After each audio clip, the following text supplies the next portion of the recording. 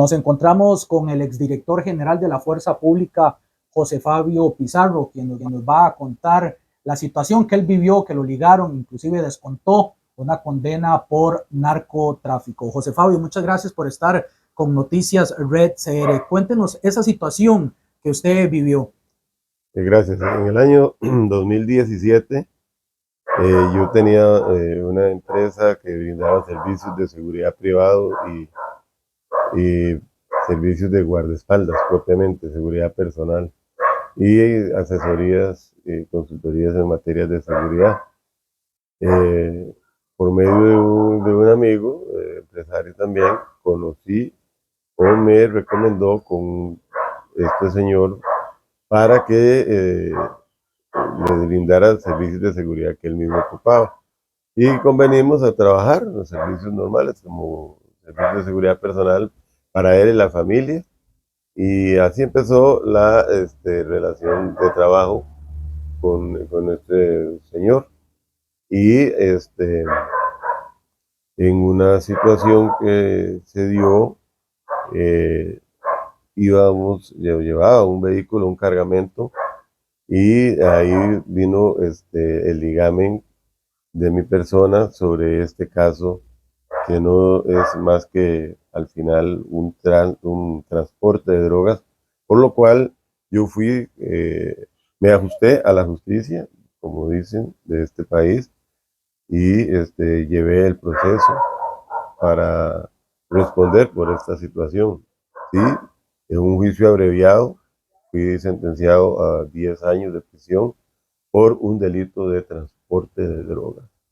Eso es el punto real. Y el resto de la historia es que por 5 años y un mes yo estuve descontando en el Centro Penitenciario de la Reforma y debo de mencionar de que fui sujeto de recomendaciones para salir en libertad por obtener un beneficio semi-institucional, el cual no se dio por razones que el Instituto Nacional de Criminología determinó, pese a las diferentes apelaciones que yo realicé en virtud a mi derecho, y al final en mi derecho a la media pena, eh, un juez de ejecución de la pena me dio mi libertad condicional y debo manifestar de que hace el 21 de marzo de este año yo terminé por completo lo que fue la sentencia dictada en mi contra por esta situación. Usted estuvo en máxima seguridad en una celda. En principio, recién ingresado al sistema penitenciario, producto de medida cautelar de prisión preventiva, fui recluido en la etapa de máxima seguridad del centro penitenciario La Reforma. ¿En una celda individual o una celda colectiva? Estuve en una celda individual. ¿Cuántos meses? 3 meses en una individual y después me pasaron a una colectiva como por otros 3 meses, luego volví otra vez a individual, luego volví a colectiva y después de ahí, virtud a un recurso presentado por mi persona, fui trasladado a la etapa de indiciados, ya que todavía a ese punto no había sido juzgado mi persona, estaba con prisión preventiva. ¿Por qué por un delito de transporte de drogas lo llevan a usted a una celda de máxima seguridad? Bueno, determina el sistema penitenciario nacional de que a esa etapa se traslada a los privados de libertad que tengan alguna situación de riesgo o que sean sujetos muy peligrosos. Y entonces, en el caso mío, a mí me dijeron ampliamente me dijeron que yo era un tipo peligroso, me calificaron de esa manera, me pasaron a máxima seguridad. Por eso es que yo estuve peleando y pude demostrar qué tipo de persona era yo y fui trasladado a la otra etapa, era indiciado, porque todavía estaba indiciado, como te mencioné. En las imágenes vemos que a usted eh, lo esposaron inclusive hasta con cadenas en la cintura y de todo, o sea, como si usted fuera un sujeto muy peligroso. En realidad sí, esa fue una situación por la cual ellos juzgaban o prejuiciaban de que yo era un sujeto peligroso. Merced a mi preparación, mi entrenamiento como policía o miembro de la fuerza pública de este país. Y en todo momento aplicaron ese protocolo que se llama. Entonces, es una situación que se dio de esa manera. Ellos tendrán sus razones de por qué, ¿no? En algún momento, después que usted lo detienen, este, sintió miedo o que le fuera a pasar algo en prisión. ¿Cómo fue esa primera noche en una celda de máxima seguridad? Bueno, como todo, es una situación un poco, es dura, es una situación muy engorrosa y uno no está acostumbrado a ese tipo de condiciones hasta que uno ya se puede ajustar a eso.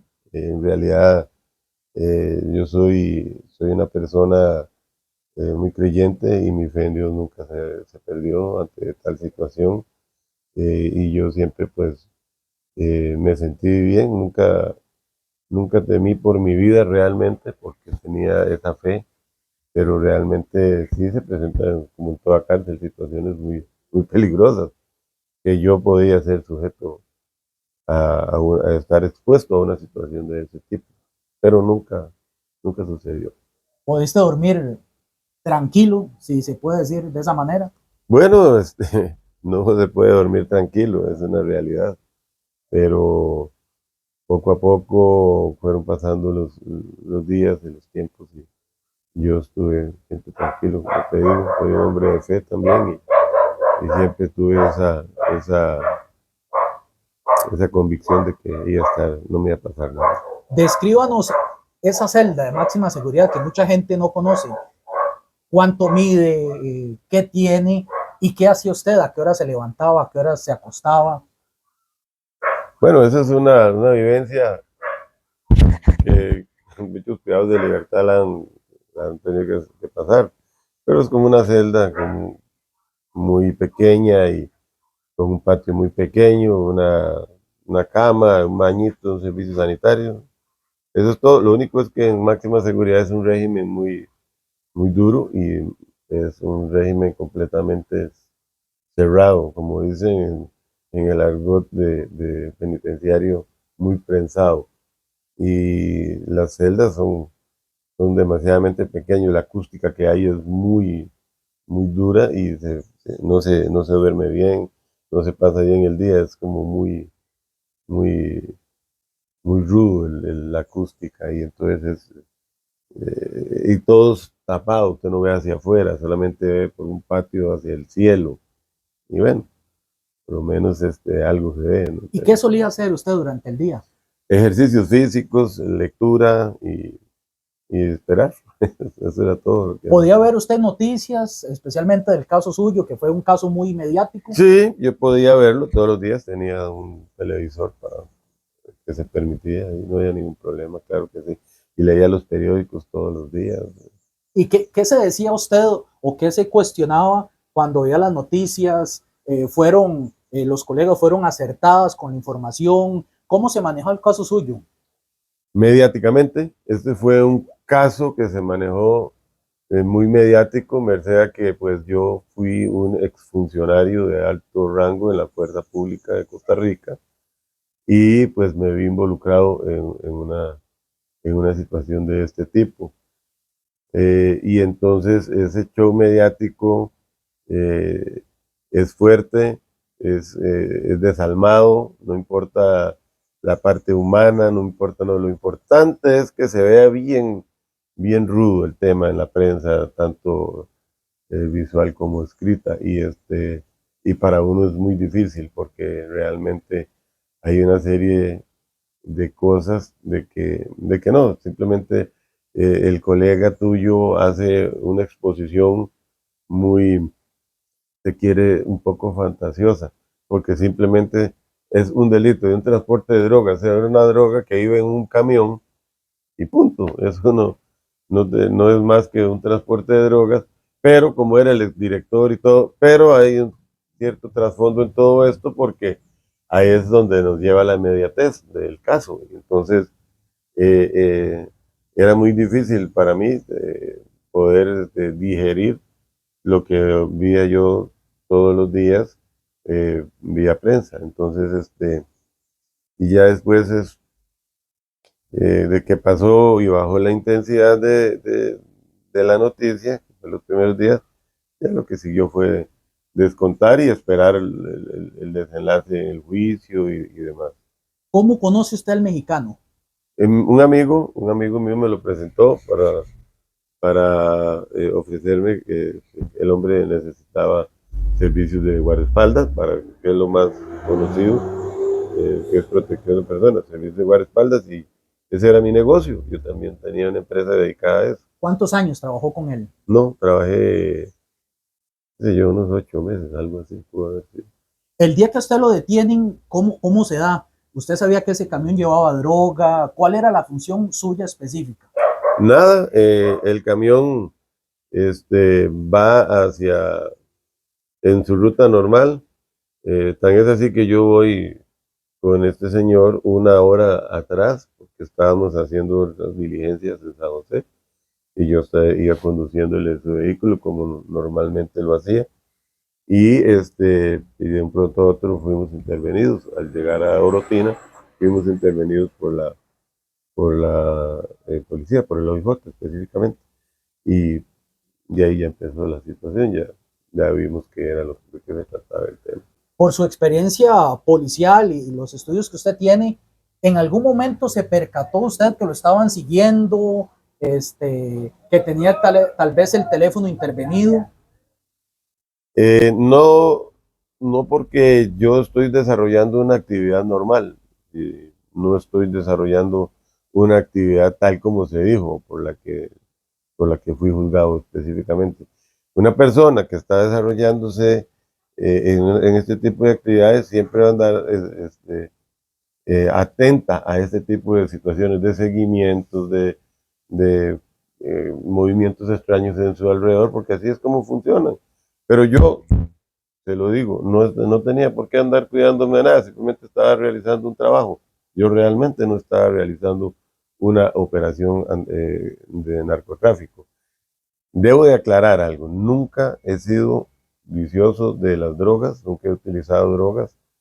Eh, Debo de aclarar también que yo quiero ser muy, muy enfático, no soy un narcotraficante como lo pintaron, no lo soy. Y en ese momento tampoco lo era, fue un asunto fortuito en una situación que se dio de esa manera específicamente. Y ya reventado el caso, este, ya se desarrolló la situación de una manera diferente. Yo no soy una persona y que en este momento estuviese yo dedicado a las actividades de narcotráfico, porque nunca lo he sido, no lo voy a hacer nunca. Realmente lo que sucedió, sucedió, y yo acepté mi mea culpa porque es una situación que se presentó, como te dije, fortuitamente, y yo pues en ese momento tuve que simplemente ajustarme a lo que el sistema judicial determinara. ¿Usted sabía cuáles eran las actividades del mexicano aquí en nuestro país? En principio, no, y después yo sí tuve una sospecha de que él tenía ciertas actividades en torno a eso, y ahí está un error que yo cometí, debo de aceptarlo, porque si yo sospeché de que él podía estar involucrado en ese tipo de actividades, yo debí de haber hecho las del sabio, ¿va? Ver el mal y apartarse. Y yo simplemente seguía haciendo mi trabajo, pero así como se lo dije, seguía haciendo mi trabajo como guardaespaldas. Usted nunca vio drogas. Nunca, realmente no, nunca vi drogas porque nunca me he involucrado en un trasiego de drogas de ninguna especie, y realmente tengo que ser sincero en ese sentido, nunca vi drogas y soy enfático. Mi delito tipificado como transporte de drogas, eso era, así fue como tenía que quedar. ¿Cuáles eran los lugares que el mexicano solía ir y que usted, por supuesto, acompañarlo? Muy normal, las visitas a restaurantes, reuniones en el gremio o allegados, personas, qué sé yo.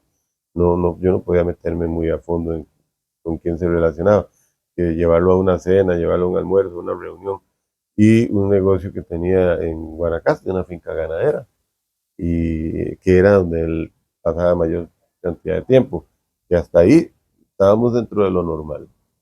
Él tenía una vida ostentosa. No tenía una vida tan ostentosa así como, no realmente. De hecho, él no tenía una casa o un palacete como suelen ser los narcotraficantes, no andaba un vehículo súper del año, de lujo, etcétera.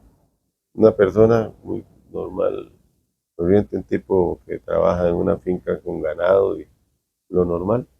También trascendió en su momento de la captura, de que usted andaba armas y que inclusive una no era permitida aquí en el país. ¿Qué tan cierto fue eso? Eso fue un caso muy interesante porque obviamente como un operador de seguridad personal debo andar armado. Obviamente andaba mis armas con mis permisos y las matrículas todo al día, todo a derecho. Surgió una duda entre la fiscalía y la policía judicial porque querían determinar que una arma de las que yo andaba era arma no permitida, pero realmente al final se pudo constatar de que esa arma era una arma permitida y estaba debidamente matriculada, o sea que nunca hubo el empleo de armas prohibidas por parte de mi persona durante el desarrollo de mi trabajo. En ninguno, por muchos años, yo funcioné en materia de la seguridad privada y la protección personal. Nunca eh, iba a usar una arma prohibida porque era ilógico. ¿Cuántas armas andaba ese momento y qué calibres era? Portaba yo mis dos armas, una pistola Beretta calibre 45 y una pistola Uzi calibre 9 milímetros. Eso era todo lo que andaba. Cuando te detienen, ¿sentiste o vio algo extraño con las personas que te detuvieron por ser ex policía? No, simplemente me detuvieron, eso fue todo. La policía judicial nos intervino en carretera, me chocaron el vehículo. Yo paré porque pues, hasta ese momento hubo un accidente de tránsito, un carro me golpeó. Y yo paré y en el momento que voy a abrir la puerta, se bajó toda la policía y nos intervino, eso fue todo. Ya después de ahí todo el trato, nos golpearon, nos dieron unas caricias y eso fue todo. ¿Hay algo que usted se tenga que arrepentir? Sí, pues yo le digo, creo que debí de ser más cuidadoso con estas personas porque debí haber sido en ese momento un poco más sabio y haber determinado que había algo extraño y retirarme, no haber aceptado el trabajo. Pero en el inicio todo estaba dentro de los parámetros normales, por lo cual un empresario es contratado.